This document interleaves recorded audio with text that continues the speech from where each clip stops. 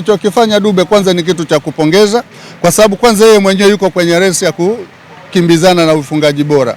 Kwa hiyo kama angefunga lile goli lingekuwa la 7, angezidi kuwakimbia wale ambao anakimbizana nao, lakini yeye hakuangalia ya kwake peke yake, akaangalia ya timu, akaangalia na ya mchezaji mwenzake.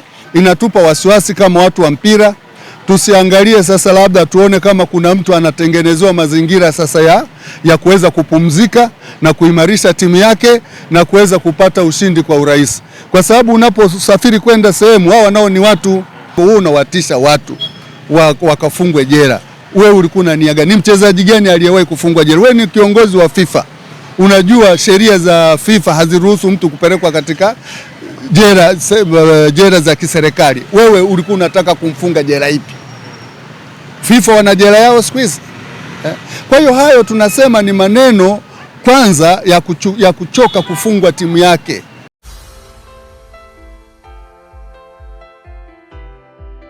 Karibu sana mtazamaji wa Bongo Headlines. Hapa ni maeneo ya stesheni jijini Dar es Salaam na mbele yetu ni mchungaji wa Yanga. Tuko hapa kwa ajili ya kuzungumza taarifa za kimichezo ambazo zimechukua nafasi. Mchungaji, shikamoo. Marhaba, habari yako bwana?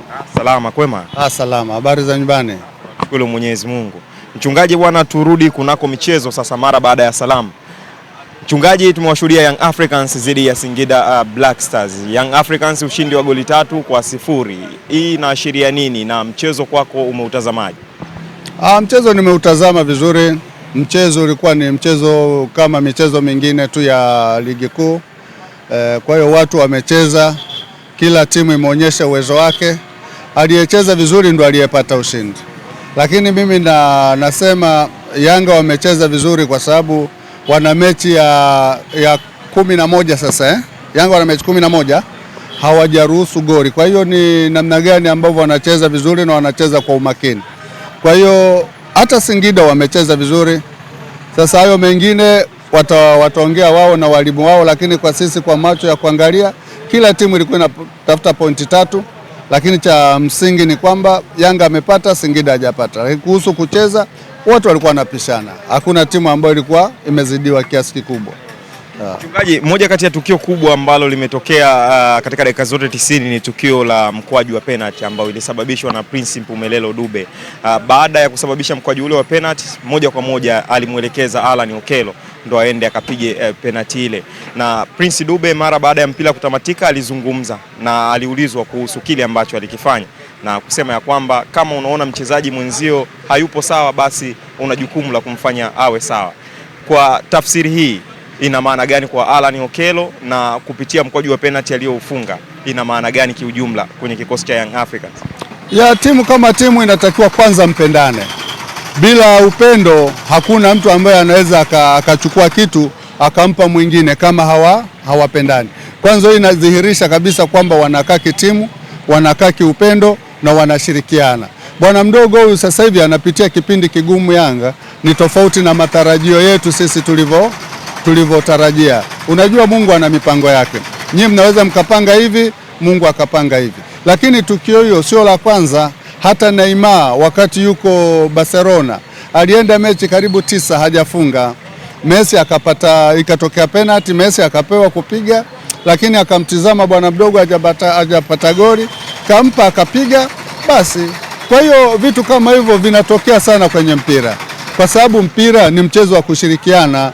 Ukiona mwenzio mambo hayamwendei vizuri, unaweza ukampa, ile tunaita ni kusafisha nyota. Ndio maana unaona wachezaji wakifunga wanafanya hivi, wanasafisha. Maana yake ile ni mbinu tu za kimpira, wala haina maana yoyote, lakini afadhali basi kuonyesha kwamba leo nimetoa gundu. Kwa hiyo alichokifanya Dube kwanza ni kitu cha kupongeza, kwa sababu kwanza yeye mwenyewe yuko kwenye resi ya kukimbizana na ufungaji bora.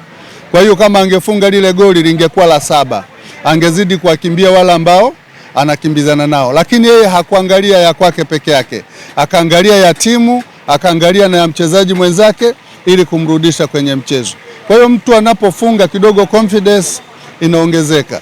Kwa hiyo ni kitu cha kufurahisha, ni kitu cha kuiga wachezaji wengine, kwamba mpira wakati mwingine unaweza ukaenda tofauti na matarajio yako wewe, tofauti na matarajio ya aliyekusajili, tofauti na matarajio hata na ya wapenzi wako.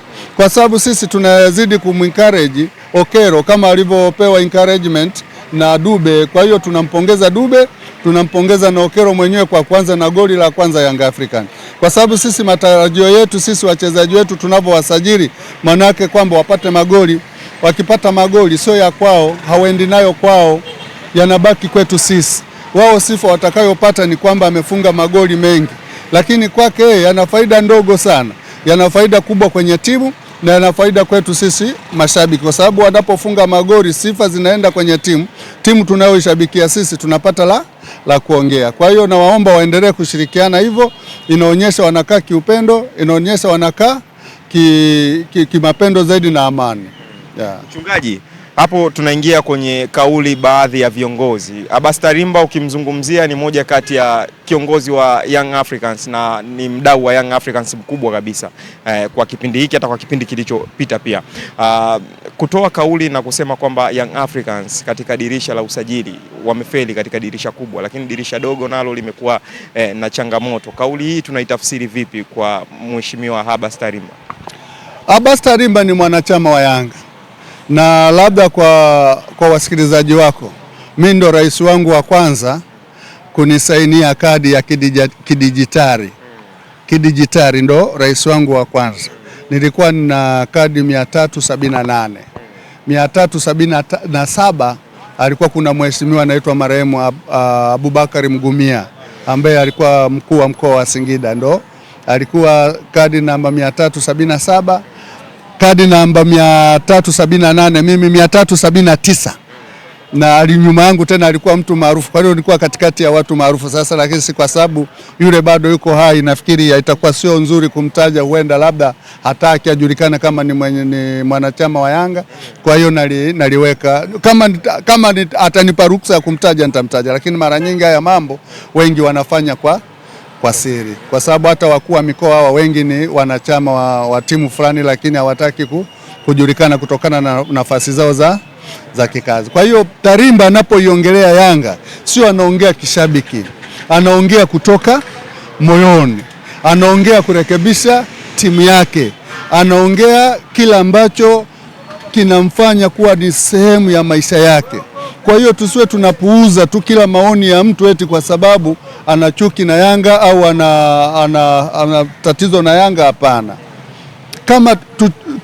Kama taasisi lazima ichukue maoni yote, ichukue maoni mabaya, ichukue maoni mazuri, ichukue maoni ya kujenga, ichukue maoni ya kubomoa, yenyewe ndio itayafanyia kazi. Lakini sio kila mtu anapotoa maoni yake aonekane adui. Kama mtu ameweza kujisacrifice akawa kiongozi wa taasisi ambayo kila siku ukiamka unatukaniwa mama yako, huyo ana mapenzi gani na hiyo timu? Kwa hiyo anapoamua kutoa yake ya moyoni, maana yake ni kwamba ameona kuna tatizo somewhere, viongozi wetu akalifanyie kazi. Kwa hiyo kama Tarimba ameongea maneno na bahati nzuri viongozi wangu wameyasikia, basi wayafanyie kazi, na uzuri wako naye karibu sana kuliko sisi wengine.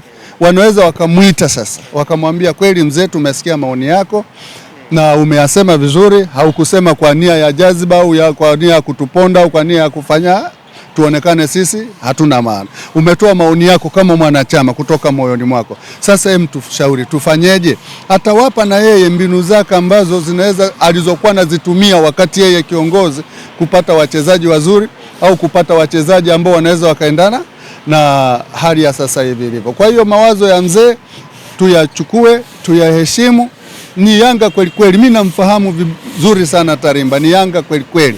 Kwa hiyo kama mawazo ya wanayanga wazito kama hayo wanaona na tatizo la timu yao, basi nao tuwasikilize na tuone kweli kuna hata uwezi ukawa sahihi muda wote. Injinia amefanya kazi kubwa sana, hakuna asiyejua. Lakini kuna kipindi wakati mwingine unaowaleta unategemea watakusaidia, wanakuangusha. Sio tatizo, ameleta wengi na kutoa, ameleta wengi na kutoa. Kuna wengine wanafiti, kuna wengine hawafiti. Na sio yeye tu, sajili zote duniani ndo zinapokuwa ni kugamboring tu. Kwa hiyo mawazo wanapoyapata wasikimbilie kwanza kusema huyu amesema vipi, huyu sio mwenzetu. Hapana, wayachukue, wayafanyie kazi. Ndo kujengwa kwa taasisi kunakojengwa. Kunajengwa kwa kupokea mawazo mazuri, mabaya ya kujenga na ya kubomoa. Sawa mchungaji, kauli za viongozi hasa wa soka zinaweza zikaathiri ligi yetu. Kwa mfano, kauli ambayo ilitolewa kuelekea kwenye mchezo wa dabi iliyokuwa inawahusu waamuzi kwamba watashtakiwa wakifanya maamuzi yasiyo sahihi, wakishindwa kuzitafsiri sheria 17 ndani ya dabi ya Kariakoo, inaweza ikaathiri ligi yetu ya NBC? Tena hili swali limewatatiza Watanzania wengi. Afadhali kama lingetolewa na mshabiki, tungejua kwamba mshabiki ana uchungu na timu yake kufungwa mara nyingi na ile timu anaenda kucheza nayo. Sasa we rais wa taasisi unasema hivyo kwamba refari atakayeharibu mechi anafungwa jela. Kwanza yeye ndo aliyepelekea wale marefari, kama wamefanya vibaya yeye ndo ilitakiwa kama ni kuhojiwa ahojiwe na vyombo hivi. Kwa hivyo wewe unawatisha watu wakafungwe jela. Wewe ulikuwa na nia gani? Ni mchezaji gani aliyewahi kufungwa jela? Wewe ni kiongozi wa FIFA. Unajua sheria za FIFA haziruhusu mtu kupelekwa katika jela za kiserikali. Wewe ulikuwa unataka kumfunga jela ipi? FIFA wana jela yao siku hizi. Kwa hiyo hayo tunasema ni maneno kwanza ya kuchoka kufungwa timu yake. Huyu aliyesema hivyo nasema ni maneno ya kuchoka kufungwa timu yake. Kwa hiyo alikuwa anatafuta njia ya kuweza kuwashawishi watu ili apate ushindi kwenye timu yake. Lakini sasa sio njia ile, sio njia sahihi aliyotumia, kwa sababu unaposema hivyo kumtisha mtu, hujui kosa sasa atalitenda wakati gani, wakati wa kwenda kwa adui au wakati wa kwenda kwako. Haya sasa makosa mangapi yametokea? Duba amenyoshwa offside, si offside. Sasa huyo naye afungwe. Huyu naye amekataa goli ambao watu wengi wanasema sio goli. Sasa atamfunga nani kati ya huyu aliyekata offside ya Dube au huyu aliyekata goli la Simba? Sasa tuangalie matamshi yetu sisi viongozi wa juu. Wao viongozi wa juu ndio wanaoharibu mpira. Hakuna mtu anayetaka jela, hakuna mtu anayependa jela. Hata kama unaambiwa kwa kutaniwa, ukiambiwa bwana mimi nitakupeleka jela, unachanganyikiwa. Sasa tu haya, yeye katika uongozi wake hakuna makosa aliyoyafanya kuweza kupelekwa jela. Yaani yuko sahihi tu katika uongozi wake. Sisi tumeshiriki AFCON hapa, mbona hatujaingia hata nusu finali? Na yeye tungempeleka jela. Kwa nini hujatuongoza vizuri tufike nusu finali au tuchukue kombe? Waache matamshi haya ya kuwatisha watu, wakiweka matatizo ya kuleta pressure kwa wanaotenda kazi, watawachanganya kabisa. Waache haya matamko, afadhali wangekuwa natamka mechi imeisha au kwenye mikutano yao, lakini sio mechi iko kesho afu unasema refa atakayeharibu tunamfunga jela. Sasa unajua utaharibu kwenye nini? Utaharibu kwenye engo ipi? Kwa hiyo haya maneno mimi nasema wanaoharibu marefari wetu ni hawa viongozi. Hayo ni haya ambayo ameyatamka. Wanaopigiana simu, si namba zao wanazo, wanawaambia maneno gani? Huenda labda wanawapigia simu, wanawaambia maneno makali zaidi ambayo hata sisi wengine hatuyajui, wanayajua wao tu wa marefari. Kwa hiyo hii maana yake ni kwamba kuna maagizo ambao wanawapa kutokana na timu zao zikashinde. Tafsiri rahisi ndio hiyo. Kwa hiyo mimi nasema tudhibiti mioyo yetu, tudhibiti mihemko yetu na tudhibiti mapenzi yetu. Tuache watu wafanye kazi kutokana na taaluma zao walivyosomea basi. Sawa mchungaji, tumalizie na ratiba ya Young Africans. Waishamalizana na Singida Black Stars, lakini mbele yao tarehe 8 wako Police Tanzania. Ukitazama tena kwa mbele tarehe 12 wapo na Tanzania Prisons, lakini tarehe 15 pia watakuwa na Azam Football Club. Tarehe 18 watakuwa na TRA United. Kwa ratiba ya Young Africans, maneno yameshaanza kusikika kwamba kuna upendeleo upande fulani. Kwa upande wako mchungaji, ukitazama ratiba ya Young Africans na vilabu vingine, kuna utofauti? Hilo mbona liko wazi, kwa sababu timu zote zimetai, hizi ambazo zinakimbizana zote zimetai. Azam ana michezo 10, Yanga ana michezo 10, Simba ana michezo 10. Azam na Yanga wanacheza back to back. Azam kacheza Mwanza, akapaa mpaka Mbeya. Hiyo ni away to away, si ndio? Yanga amecheza wapi hapo? Singida. Kama sio FA ilitakiwa apae mpaka Mbeya, lakini inabidi arudi hapa kucheza FA, alafu aondoke tena aende Mbeya. Akitoka hapo atoke hapa aje Dar es Salaam hapa kucheza na Azam. Akitoka hapo anatoka anaenda kucheza na TRA Tabora. Angalia ile transaction ya kusafiri. yani haiendani kabisa na upangaji wa ratiba, lakini hatukatai kwa sababu ndo ratiba ilivyopangwa.